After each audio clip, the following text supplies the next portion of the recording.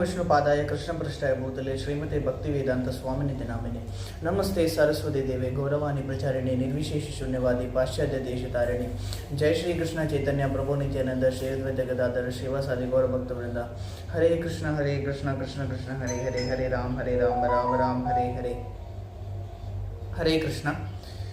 So today we will be discussing on this most auspicious occasion of Gaudiya Vaishnavas, which is Sri Krsna Janmastami.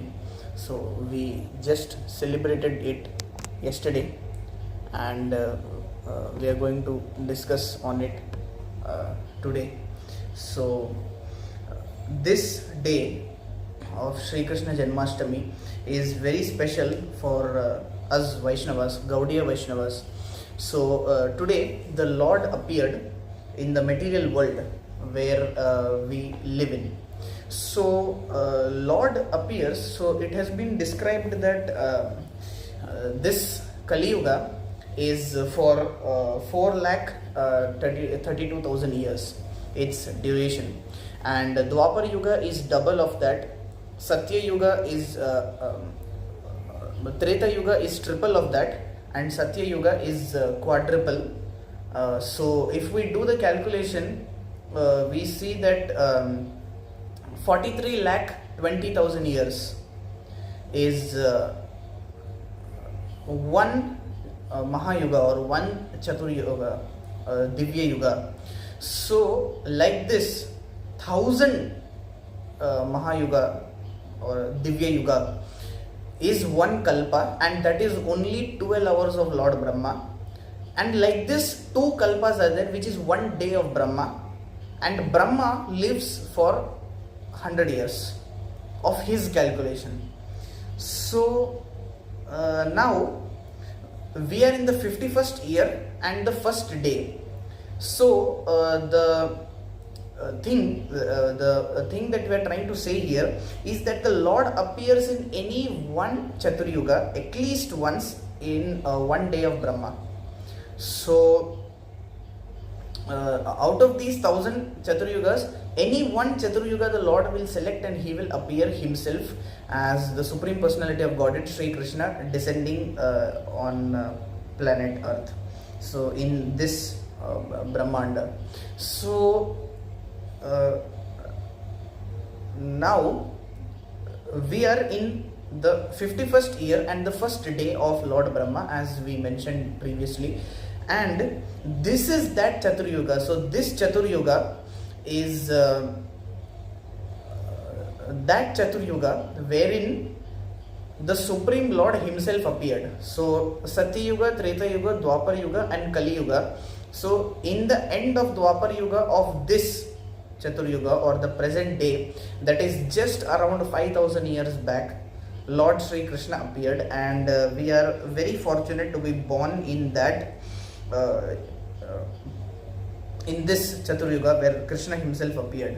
So let's now try to dive a bit into this topic.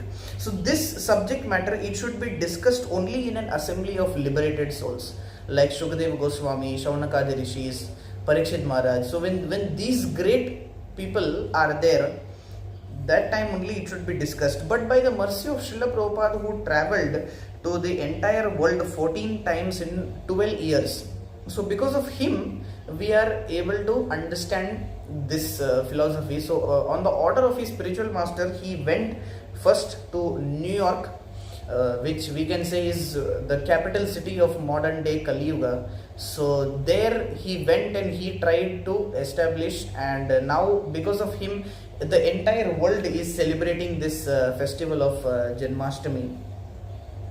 So because of his purports, so we will take shelter of his purports and his translation, whatever he has given, and we will try to understand this occasion of Janmastami, the philosophy behind it. So these festivals, Vrindavan Dham, Krishna, etc., the identity of these things, the recognition, or like we can say the knowledge of the existence of these things have been given to us by Srila Prabhupada himself. So by his purports, as we have discussed many times, so we can enter into this subject. So we will take shelter of Srimad Bhagavatam, because Puraneshu tu Sarveshu Srimad Bhagavatam Param Idam Padam Padam Krishnam Giyate Bahudarshibhi, which means that this is a verse in glorification of Srimad Bhagavatam, which means that Puraneshu tu Sarveshu Srimad Bhagavatam Param, out of all the Puranas, Srimad Bhagavatam is supreme, because Idam Padam Padam Krishnam Giyate Bahudarshibhi. In this literature, every step there is Krishnam Giyate, glories of the Supreme Lord. So this has been compiled by Vyasadeva in his stage of maturity. So here we will try to take shelter of this Srimad Bhagavatam. And now first we can refer to the verse. So now we will be quoting a lot of verses, and we will be discussing about the glories of Sri Krishna and his appearance. So we can first refer to Srimad Bhagavatam, first canto, first chapter, 12th verse, which states that the translation is as follows: all blessings upon you, O Sutta Goswami. You know for what purpose the personality of Godhead appeared in the womb of Devaki as the son of Vasudeva. So in this verse there is a slight touch or a slight mention of Lord Sri Krishna, who is appearing as the son of Vasudev and Devaki. So there is one very important point we can understand in this regard, that Lord Krishna is the supreme personality of Godhead.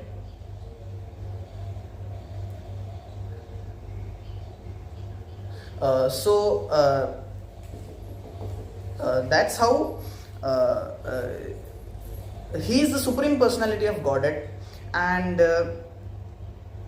as a result of that, he can do anything he wants.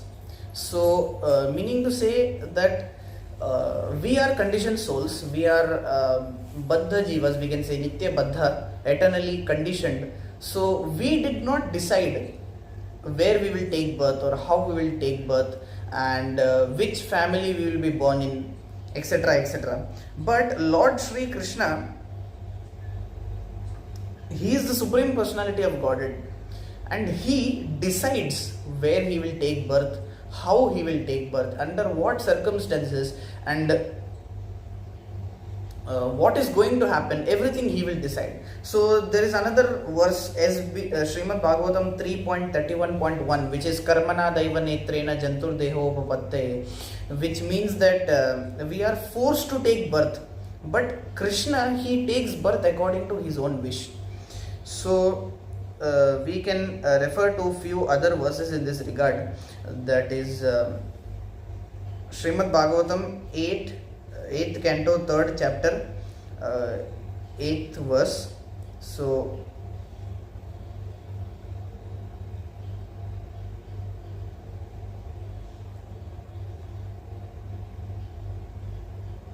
so here in this verse it is mentioned that navidyate yasya cha janma karma va nanama rupe gunadosha eva va tathapi lokapyeya sambhavayaya swamayaya tani anukala mrichati tasmai namah pareshaya brahmane ananta shaktaye arupayoru rupaya nama ascharya karmane.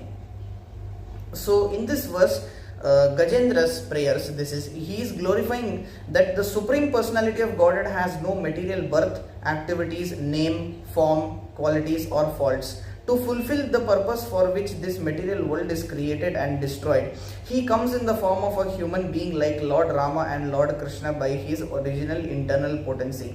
He has immense potency, and in various forms, all free from material contamination, he acts wonderfully. He is therefore the supreme Brahman. I offer my obeisances, I offer my respects to him. So here Gajendra is also trying to glorify the Supreme Lord, that he has no material qualities, and he is born to relieve the burden of Mother Earth. So another verse we can say, so he is appearing in the form of Lord Krishna and Lord Rama, and Gajendra describes his activities. So another verse which we can see is Srimad Bhagavatam 9.24.61, so which is again glorifying Lord Krishna and his activities. So it's as follows: Kalau janishyamananam dukkha shoka tamonudam anugrahaya bhaktanam supunyam vyatanodhyashaha. So which means, the translation is as follows: to show causeless mercy to the devotees who would take birth in the future in this age of Kali, the Supreme Personality of Godhead Krishna acted in such a way that simply by remembering him one will be freed from all the lamentation and unhappiness of material existence. In other words, he acted so that all the future devotees, simply by accepting the instructions of Krishna consciousness stated in the Bhagavad Gita, could be relieved from the pangs of material existence. So here what has been mentioned is that Kalau janishyamananam dukkha shoka tamonudam anugrahaya bhaktanam supunyam vyatanodhyashaha. So dukkha shoka tamaha nudam, so which means that to minimize their material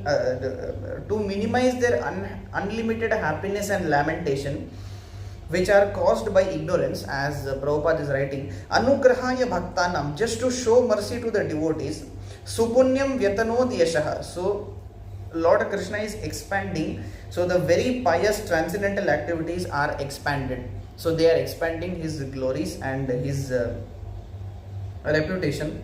So another verse which we can see is Bhagavad Gita 8.15. So mamupetya punarjanma dukkhalayam ashashvatam napnuvanti mahatmanaha samsiddhim paramam gataha.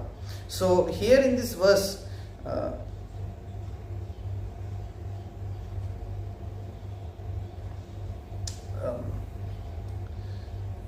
it has been described that this material world is like an ocean of unhappiness. So dukkhalayam ashashvatam.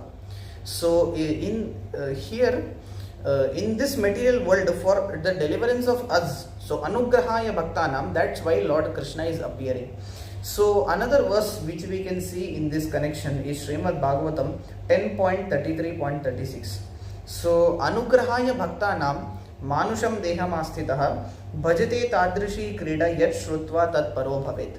So in this verse it is said that when the Lord assumes a human-like body to show mercy to his devotees, he engages in such pastimes as will attract those who hear about them to become dedicated to him. So here through the medium of all these verses we can understand how Krishna has been glorified throughout the scriptures, and we are eternally indebted to Srila Prabhupada, who has given us this translations and purports and identity of these scriptures. So moving forward under this verse only, Srimad Bhagavatam 1.1.2, so 1.1.12, sorry. So we should follow in the footsteps of Vasudeva, who sacrificed everything for the appearance of the Lord. This is his elevated position. So he sacrificed everything, his 6 children, his he stayed in the prison house for many years, around 11 years or so. So he stayed and he sacrificed everything. So knowing that his child is going to be killed, he still went and gave in the hand of Kamsa. So this is his elevated position. So the purpose of hearing first 9 cantos before the 10th canto is explained in this connection. So we can understand here that how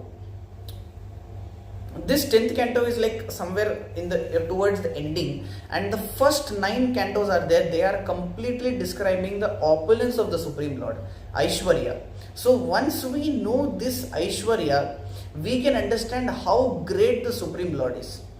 And then when we enter into his transcendental pastimes, conjugal pastimes in the 10th canto, that's when we can really understand it. So because we are conditioned souls, and this is the only path which is valid for us. So like ordinarily, so we can understand. So it's not a you can say a matter of something which we don't know. So very natural. So when we go into the cinema hall, the theater, for watching a movie, at that time, after watching the movie, for some time the impression still remains in our mind, that how the so in the movie there will be one hero, one prime actor, the main actor, the hero, and he will act in some way, he will do some things. So for some time our mind still remains in that same impression only. So we dream that we are that hero, and we dream, we act like that hero for some time. We the things like that keep happening. This is natural when we watch a movie. So similarly, when we hear about the pastimes of Sri Krishna, without understanding his opulence, without understanding how great he is, at that time we think that we are God. So we think, just like we dream as if we are the hero, we act as if we are the hero. So similarly, we will act as if we are Krishna. So we may think that Lord is in this pastime of Jhulan Yatra, the Lord is swinging on a swing. So even I can also swing on this swing. So even I can also become the center of enjoyment, the prime enjoyer. So this thought is not good. This thought is completely detrimental to our spiritual advancement. So this is why we should hear the first 9 cantos before the 10th canto. So because we understand how great the Lord really is in these 9 cantos. So after 5 days, Parikshit heard up to the 10th canto of Srimad Bhagavatam, and the first 9 cantos, they cover 9,000 verses, and the remaining is for the other 3 cantos. So Srimad Bhagavatam has 18,000 verses, and the first 9 cantos, they are covering 9,000 verses. So 10th, 11th and 12th, these 3 cantos cover the remaining 9,000 verses, and most of it is in the 10th canto only. So this is after 5 days, this is the case with Maharaj Parikshit, how he is appearing, how he is requesting Shukdev Goswami to narrate this pastime in more detail. So we will see that in the coming time. So now only we are going to discuss that. So now let's dive deep into this. So this was just the prelude, this was just the introduction. So even now the introduction is still going on. So because we can't enter into this pastime just like this. So we need the mood, the kind of surrendering desire. So we are just trying to build that right now. So now let's understand why. So let's understand the why, where, how and when, etc. of why Parikshit requested Shukdev Goswami to speak the 10th canto. So Shukdev Goswami spoke the 10th canto on the request of Maharaj Parikshit. So why, where, how, let's try to understand now. So number 1, why. So why is he asking him to speak the 10th canto? Under this, the first thing is this. So Krishna is my supreme object of love. So because Krishna is my supreme object of love, please speak this to me. So now we can dive deep into the 10th canto. So we can actually before that I forgot to mention, we can open this 10th canto, canto 10, chapter 1. So we will be discussing from chapter 1, chapter 2, chapter 3. So because that's the advent of Lord Sri Krishna. So that is describing the advent of Lord Sri Krishna. So we will discuss that. So Krishna is my supreme object of love. So under why? So why Parikshit requested Shukdev Goswami to speak 10th canto? The first reason is that he is the supreme object of Parikshit Maharaj's love. So yatha taror moola nishechanena tripyanti tatskanda bhujopa shakha pranopahararcha yatendriyanam tathaiva sarvarhanam achyutejya. This verse is Srimad Bhagavatam 4:31-14, which states that yatha taror moola nishechanena, if you just water the root of the tree, the entire tree gets nourished. That's how, if we just please Krishna, if we just repose our love to the root of everything, then only we can feel satisfied. If this does not happen, we will feel unsatisfied and we will feel vacuum in our heart. So here this question can be seen in 10.1.3. So the super soul, the supreme personality of Godhead, Sri Krishna, the cause of the cosmic manifestation, appeared in the dynasty of Yadu.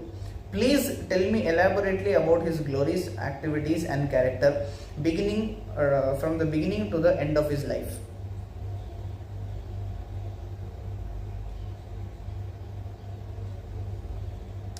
So this is the first question that Parikshit Maharaj is asking. So because he is the supreme object of my love, that's why I want to know about him. Now the second reason is Krishna Katha is the supreme medicine that is ever possible. So here we can refer to the 10th canto, 1st chapter, 4th verse. So earlier we saw the 3rd verse, now we will see the 4th verse. Here it is stated that निवृत्ततर्षैर उपगीयमानात् भवौषधच्छोत्र मनोभिरामात् कौत्तम श्लोक गुणानुवादात् पुमान् विरज्येत विनापशुग्नात्. So here this is a very famous verse. So here the statement is translation is like this: the glorification of the Supreme Personality of Godhead is performed in the parampara system, that is, it is conveyed from the spiritual master to the disciple. Such glorification is relished by those who are no longer interested in the false temporary glorification of this cosmic manifestation. Descriptions of the Lord are the right medicine for the conditioned soul undergoing repeated birth and death. Therefore, who will cease hearing such a glorification except one who is a butcher or one who is a killer of his own self? So, Puman bhavabdhim na taret sa atmaha, that is another verse 11.20.17. So we can refer to that also. So akamaha sarvakamo va moksha kama udhariti tivrena bhakti yogena yajeta purusham padam. So whether one is akamaha, without any desire, sarvakama, having all kinds of desires, moksha kama, who is desiring for moksha, udharati, anybody can be liberated. So because of this Krishna Katha. So 5.5.8 also, Pumsastriya Maituni Bhavametam Tayor Mitho Hridaya Granthi Mahu Atho Griha Kshetra Sutapta Vittaihi Janasya Mohoyam Aham Mamedi. So under all this influence of wife, children, land, property, house, everything, relatives, family, friends, so Dehapatya Kalatradisho Atma Sainyesho Satsvabi. So 2.1.4, we have 5.5.8. So because of all this, this is completely bewildering the jiva and completely entangling him. So we have only Krishna Katha as the supreme medicine. So Shukadeva Goswami is like the doctor according to Parikshit Maharaj, and so there is an identity crisis. So there is everybody is saying take care of yourself. What is that self? So there is identity crisis. So this is why Krishna Katha is the supreme medicine. So we should get this kind of consciousness, then only we can understand the mood of Janmashtami. So Avaishnava Mukhod Girnam Bodham Harikathamritam. So we should understand only from Vaishnavas. So etc. Now the third reason under why is Krishna Katha has curative effects of 3 levels.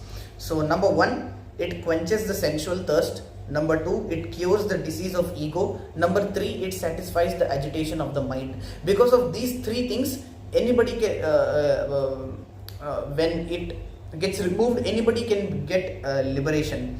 So Srimad Bhagavatam 1.1.19 is also there in this connection. Bhagavad Gita 5.29. Suhridam sarva bhutanam jnatva mam shanti mrichasi. So we get complete peace. Jnatva mam shanti mrichati. Suhridam sarva bhutanam bhoktaram yajna tapasam sarva loka maheshwaram. So I am the proprietor of all sacrifices. Sarva loka maheshwaram. I am the eternal lord of all the universe. Suhridam sarva bhutanam. I am the eternal friend of all living entities. Jnatva mam shanti mrichati. The person who knows this, he attains complete peace. So Krishna Katha is the sweetest medicine, and you cannot have enough of this. So there's very huge. So this is so sweet that once you have it, you will feel like having it again and again and again. So the fourth reason, Krishna is my supreme protector.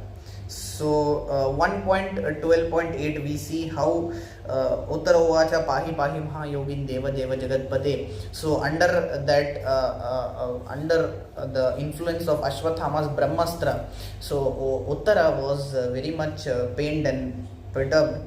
So and so this 1.12.8 mentions how Parikshit Maharaj is the protected by the Supreme Lord. He is Vishnu Rat, so he is protected by the Supreme Lord. And Srimad Bhagavatam 1.8.9 and 1.8.10, they explain these prayers of Uttara, how she is perturbed completely under the influence of Ashwathama's Brahmastra. So, and she is calling out for protection. So another thing that we can see here is Srimad Bhagavatam 10.1.5 to 7. So here Parikshit Maharaj is describing taking the boat of Krishna's lotus feet. My grandfather Arjuna and others crossed the ocean of the battlefield of Kurukshetra, in which commanders such as Bhishma Dev resembled a great fish that could have very easily swallowed them. By the mercy of Lord Krishna, my grandfathers crossed this ocean, which is very difficult to cross, exactly as one steps over the hoof print of a calf. Because my mother surrendered unto the lotus feet of surrendered unto Lord Krishna's lotus feet, the Lord, Sudarshan Chakra in hand, entered her womb and saved my body, the body of the last remaining descendant of the Kurus and the Pandavas, which was almost destroyed by the fiery weapon of Ashwathama. Lord Sri Krishna, appearing within and outside of all materially embodied living beings by his own potency in the forms of eternal time, that is as Paramatma and Virat Rupa, gave liberation to everyone, either as cruel death or as life. Kindly enlighten me by describing his transcendental characteristics. So this is number 1, he is my protector. Number 4 and number 5, Krishna is the bestower of the final goal. So this is the 5th reason. Now here also same thing we have the Srimad Bhagavatam 10.1.5 to 7. In the last, if we see, so for those who are envious, like Kamsa, he comes as Kala Rupa, or the death personified, and for the near and dear to Krishna, like Vasudeva, he comes as the Lord himself, and he enjoys the 5 primary rasas: Shanta Rasa, Dasya Rasa, Sakhya Rasa, Vatsalya Rasa, and so on and so forth. So this is the why of how Parikshit Maharaj asking Shukdev Goswami to explain the 10th canto. Now what? So let's discuss what Parikshit Maharaj wants to hear on the 10th canto.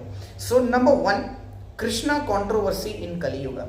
So this thing we have, that if Lord Krishna is on one side and Lord Ram is on one side, there is voting, most of the people will choose Lord Ram. So because Lord Ram is Maryada Purushottam, completely clear as to what he is doing. But for Krishna, it's there is a lot of contradiction. It's not clear at all. So like for example, doubt about Balram. Now he appeared in the womb of Devaki, then due to miscarriage he went to the womb of Rohini, and so on. The relation with his father. So who is his father, Nanda or Vasudeva? And killing his own uncle. What is this? Krishna killed his own uncle, Kamsa. So, and Krishna is supposed to set an example. Yadyad acharati shreshtas tatta deve taro janaha. But he is performing Rasa Leela. So, this is contradictory. So, these are some contradictions that he is trying to understand. So one more thing is that Parikshit Maharaj is exemplifying that we should take the shelter of Guru and understand these things, otherwise we cannot understand them. Now we finished the why and the what.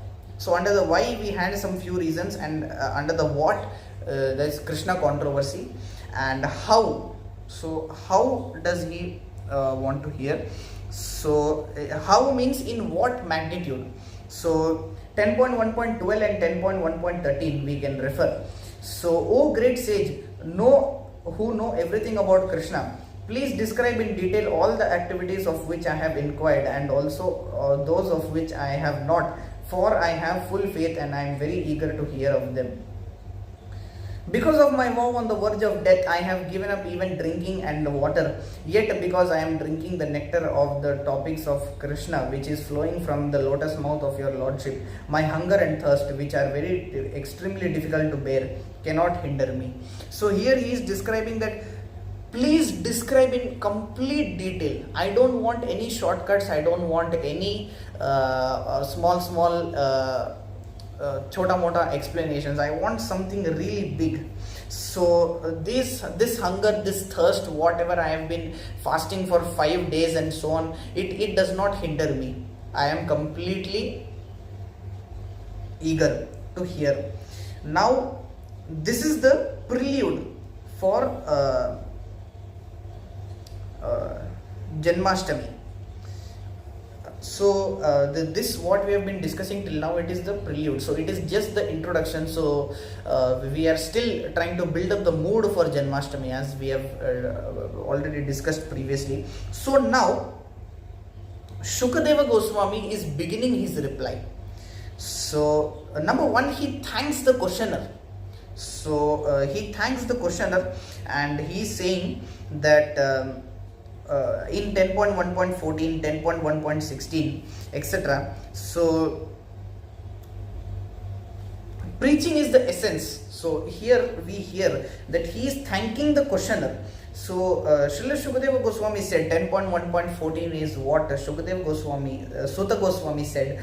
He said that now he is actually narrating to Shaunakadi Rishis everything what happened in that assembly of Shukadeva Goswami preaching to Parikshit Maharaj. So he is telling that first Shukadeva Goswami, he thanked Parikshit Maharaj for asking such kind of questions, and then he said that because you are attracted to the topics of Vasudeva, it is certain that your intelligence is firmly fixed in spiritual understanding, which is the only true goal for humanity. Because that attraction is unceasing, it is certainly sublime. So here and in the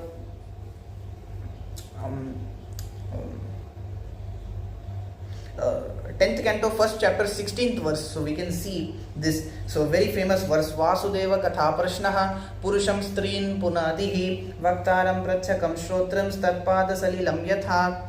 So in this verse it is mentioned that the Ganges emanating from the toe of Lord Vishnu purifies the three worlds, the upper, middle and lower planetary systems. Similarly, when one asks questions about the pastimes and characteristics of Lord Vasudeva, Krishna, three varieties of men are purified: the speaker or the preacher, the one who inquires, and the people in general who listen. So three kind of Vaktaram, Prachakam, Shrotrams. So this is under this section, so thanking the questioner. And after this, he will Shukadeva Goswami will explain in detail as to whatever is happening. So number one, the first and foremost thing that happens is Mother Earth approaches Lord Brahma. So we can see Srimad Bhagavatam 10.1.18. Mother Earth assumed the form of a cow. Very much distressed, with tears in her eyes, she appeared before Lord Brahma and told him about her misfortune. So how the kings, the so-called kings, the fools and rascals who don't know how to maintain the people in this age of Kali, they are trying to simply lord it over this earth. So they are trying to establish their proprietorship, but they don't know that this everything is impermanent. So Mother Earth is explaining that she is pained by the burden of the sins. So a big service that we can do is just to make ourselves pure. So ये बहुत बड़ी सेवा है. It's a very big service that because Mother Bhumi can be relieved from carrying so much burden of sins. So she is also teaching us a very good lesson by approaching the seniors who are there.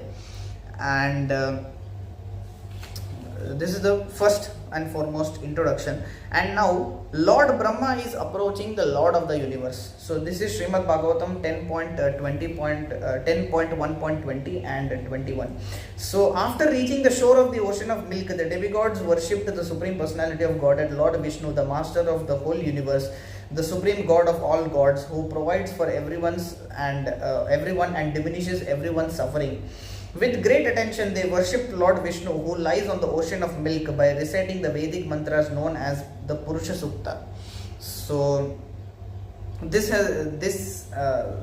is 20 and 21. While in trance, Lord Brahma heard the words of Lord Vishnu vibrating in the sky. Thus he told the demigods, "O demigods, hear from me the order of Shirodakshay Vishnu, the Supreme Person, and execute it attentively without delay."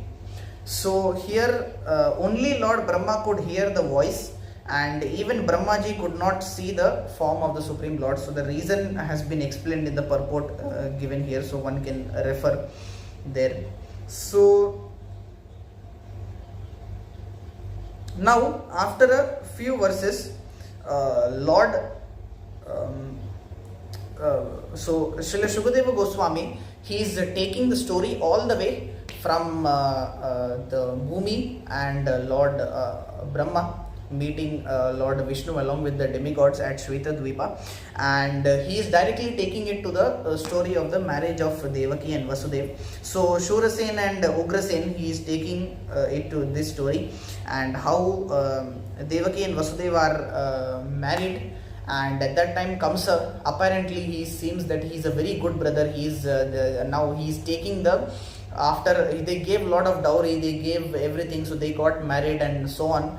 After that, long story short, Kamsa, he put them in a chariot and he personally was driving that chariot. So after that, Akashavani. So while 10.1.34, while Kamsa, controlling the reins of the horses, was driving the chariot along the way, an unembodied voice addressed him, "You foolish rascal, the 8th child of the woman you are carrying will kill you."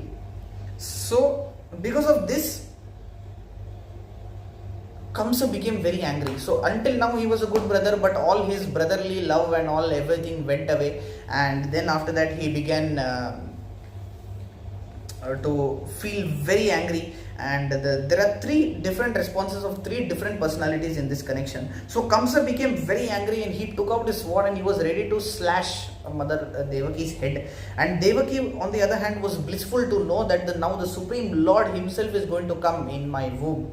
And the Shad Garbhas who were there, they were very blissful because it's now the time for their deliverance.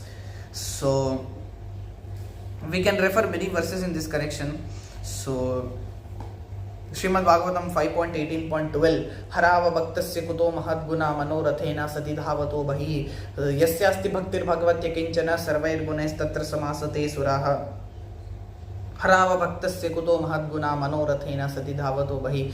We can refer this. And also Srimad Bhagavatam 10.1.36 in the same chapter, wanting to pacify Kamsa, who was so cruel and envious that he was shamelessly ready to kill his sister, the great soul Vasudeva, who was to be the father of Krishna, spoke to him in the following words. So 10.1.37, 38, 47. So we can read all these verses.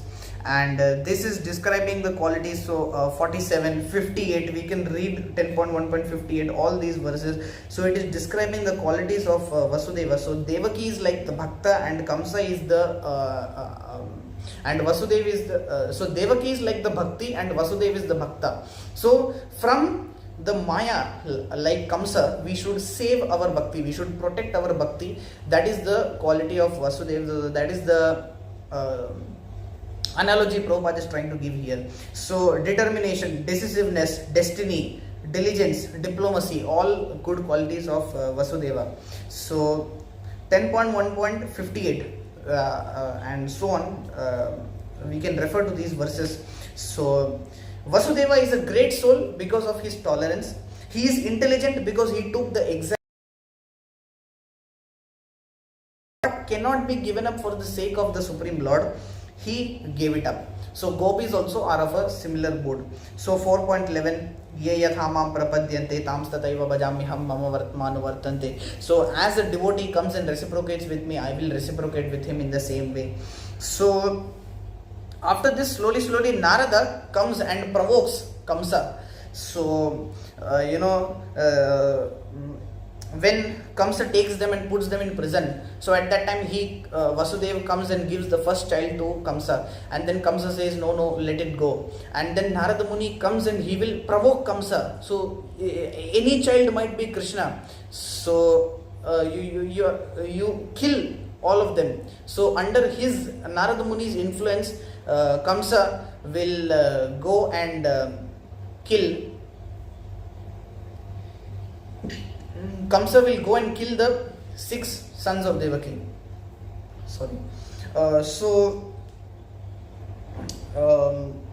Narada is provoking Kamsa because he wants Kamsa to get destroyed. He wants the Lord to come fast. He wants so on. There are many reasons that are given. Now this is the first chapter, and now let's move on to the second chapter, chapter 2. Here Krishna is ordering Yoga Maya. So 10.2.8. So the 8th verse basically explains that within the womb of Devaki is my partial plenary expansion known as Sankarshana or Shesha. Without difficulty transfer him into the womb of Rohini. So this is the verse that has been given, and the 6 children have died, and the 7th son, or Balram himself, has been entered into the womb of Rohini, has been sent into the womb of Rohini. First Devaki, then Rohini's womb.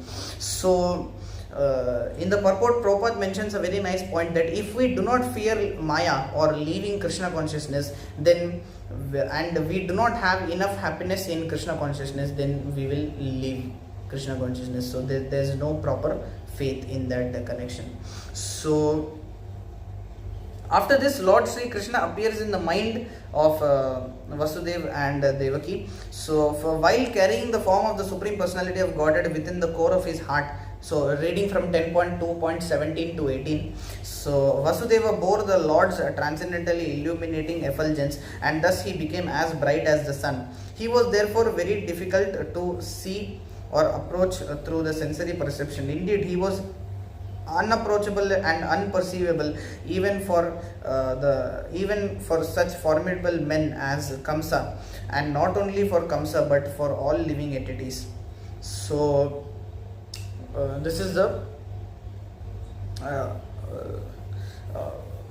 he bore him within the heart and then in the mind. So thereafter, accompanied by his plenary expansions, the fully opulent Supreme Personality of Godhead, who is the all auspicious for the entire universe, was transferred from the mind of Vasudeva to the mind of Devaki. Devaki, having thus been initiated by Vasudeva, became beautiful by carrying Lord Krishna, the original cause of all causes, within the core of her heart, just as the east becomes beautiful by carrying the rising moon. So this section, Krishna appears in the mind. After that, the demigods appear in the prison house. So 10.2.25, we can see this verse, that Lord Brahma and Lord Shiva, accompanied by great sages like Narada, Devala, Vyasa, and by other demigods like Indra, Chandra, Varuna, invisibly approached the room of Devaki, where they all offered their respectful obeisances and prayers to please the Supreme Personality of Godhead, who can bestow blessings upon everyone. So after this we can refer to other verses such as 10.3.28, 10.3.48 to 49, etc. It describes how this third chapter describes how Lord Krishna was born, and then he is carried later into the palace of Mother Yashoda. So the moment Lord Vasudeva takes Krishna in the hand, the shackles of the feet break and all the doorkeepers go to sleep. Everyone in Mathura and Gokula, they will go to sleep. So just like when we take shelter of Krishna, the 6 anarthas, they will go to sleep, and we will have no more problem. So the doors open of the prison house. So similarly, doors of Vaikuntha and Goloka will open for us when we chant the holy name. And Vasudeva Maharaja coming out, so it's like the rising sun. And now the last thing we will discuss is why it started raining. So the external reasons are: number one, nobody goes out.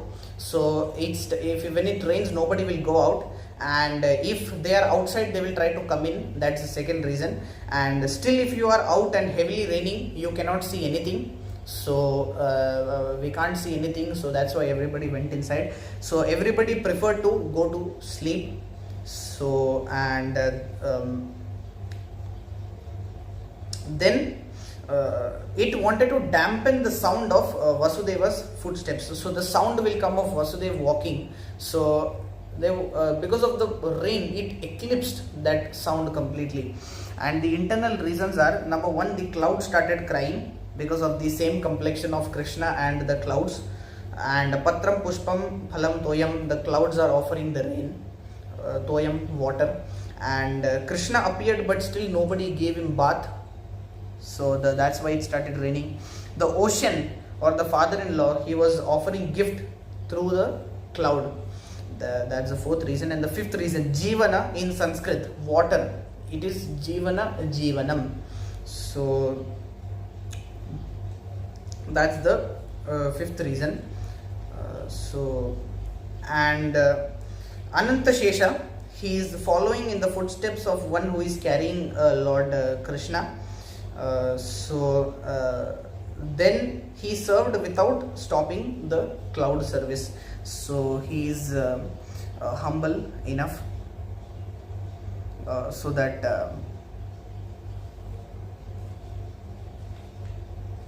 he can serve Vasudeva. And this is how one can read this entire 10th canto, the initial chapters, how Krishna is born and how he is transferred to Yashoda's house. So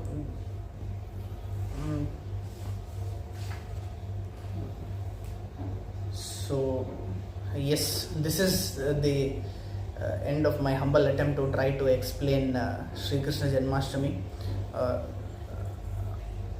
So please pray for me that my heart can become purified and I may be able to apply what I am speaking. So thank you very much. Hare Krishna, Dandavat Pranam.